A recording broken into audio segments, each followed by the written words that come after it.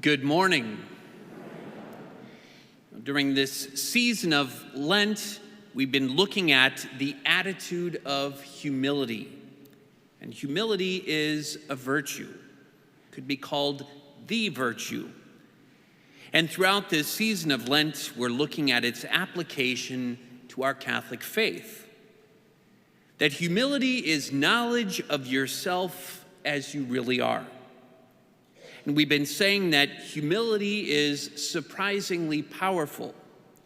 If you can be humble, you can learn and grow. Humble people listen in prayer and to other people.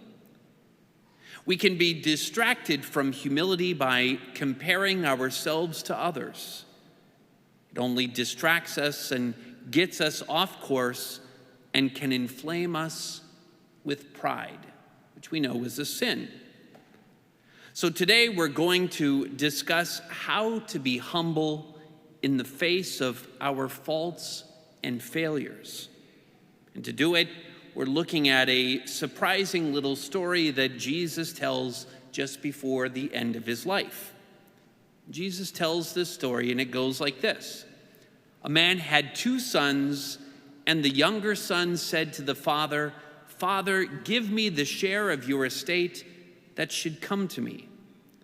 So if you grew up in church, you've probably heard this parable of the prodigal son over and over and over. And it might be very familiar, or even so familiar that you overlook its premise. And its premise is outrageous. It's entirely outrageous. The son is telling his father, essentially, "I don't want to be around you anymore. So let's just proceed as if you were already dead. And by the way, go ahead and give me my share of your estate." It's shocking, and shocking on its own value. But even more shocking is what the father does in response. The father divided the property between the 2 of them.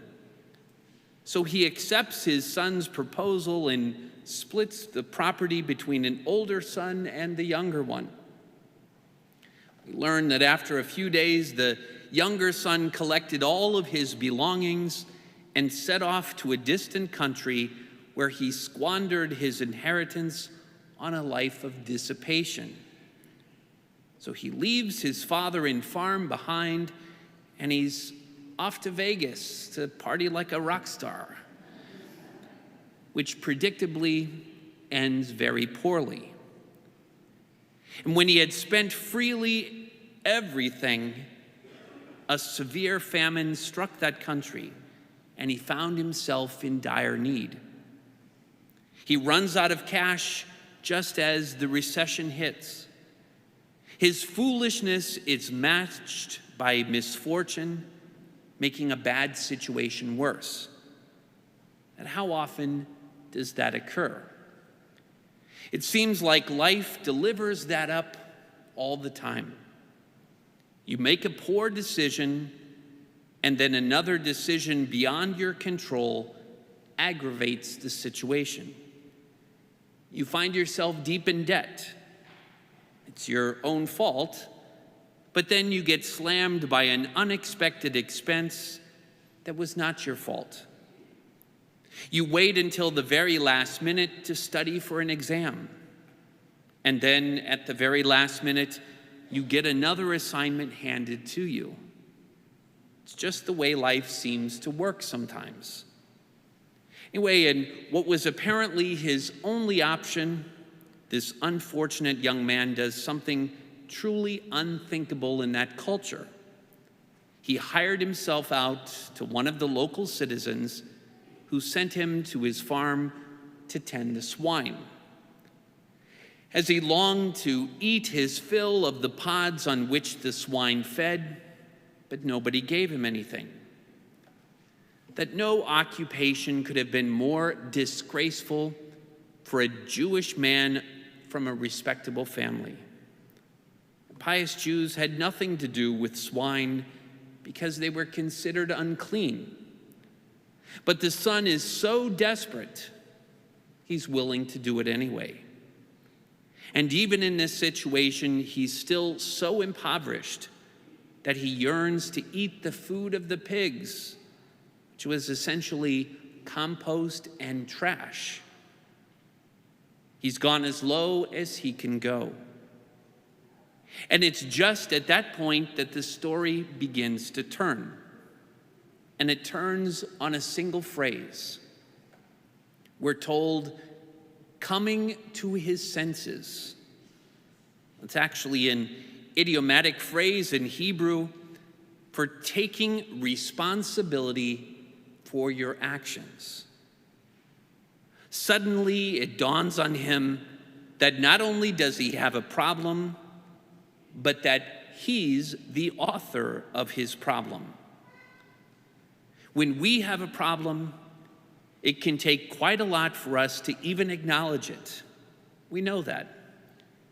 But even after we do, it can be more difficult for us to take responsibility for it. Everything in us wants to blame someone else. Find an excuse. Take the easy way out. My marriage is in trouble because my wife doesn't understand what I need. My grades aren't any good because my teachers are out to get me. My career is going nowhere because my boss is an idiot. That's certainly one way to approach your problems for sure. Lots of people do. But another route is offered for us through humility. We can be humble and take responsibility for why we are where we are.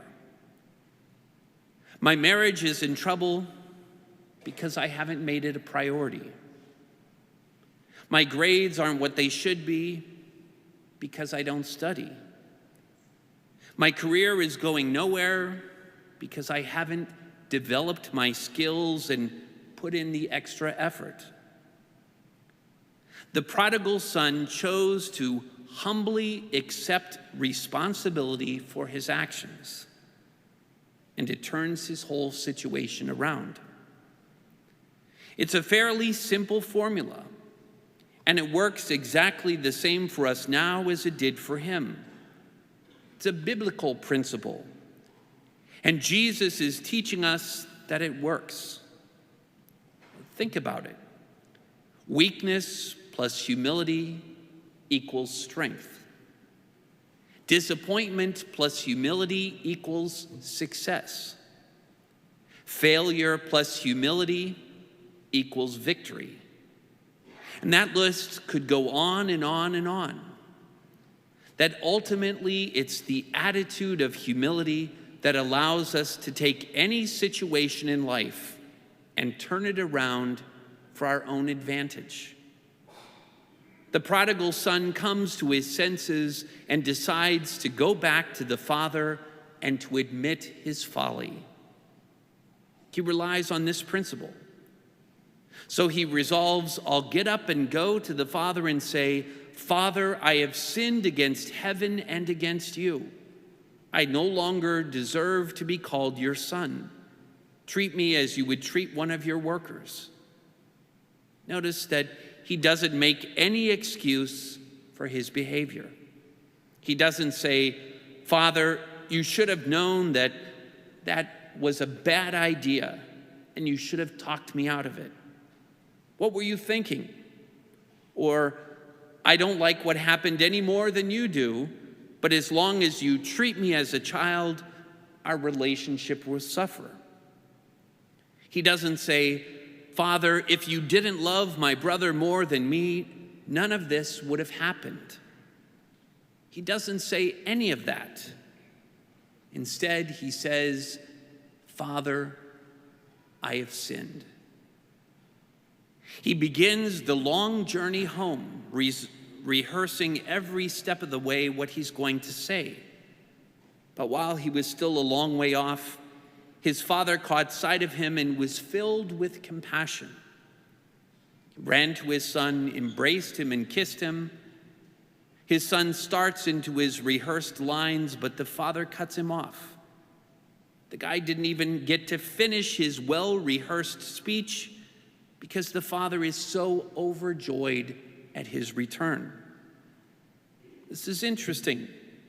Another attribute of the surprising power of humility.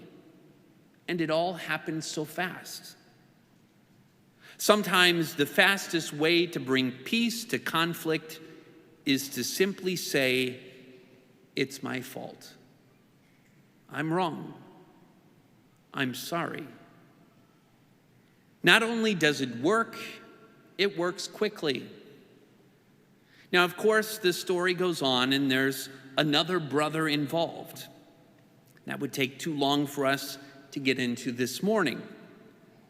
That we've looked at the humility of the prodigal son.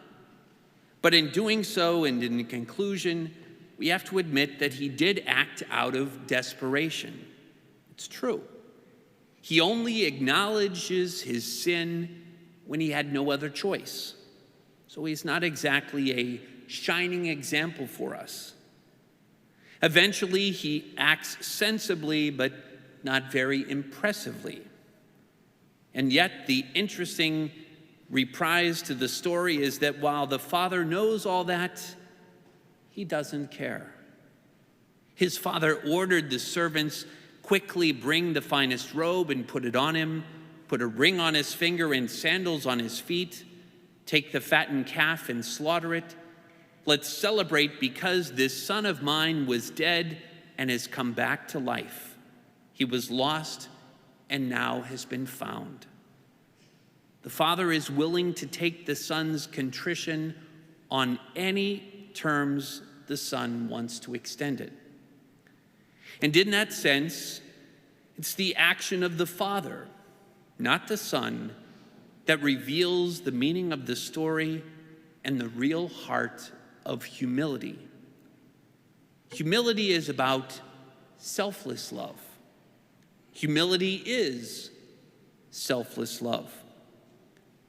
The father in this story is obviously representing God the Father. And the story is teaching us about the incredibly humble heart of God himself. We don't often think about it that way, but the heart of God is humble. We know that. We're reminded of that every time we look at the cross. So let me ask you, how are you doing with all of this? Do you have or are you cultivating a habit of admitting your faults and failures? Or do you have a knee-jerk reaction of deflecting responsibility? Do you own your mistakes? Or are you just looking for others to blame? Do you willingly, honestly, regularly say you're sorry?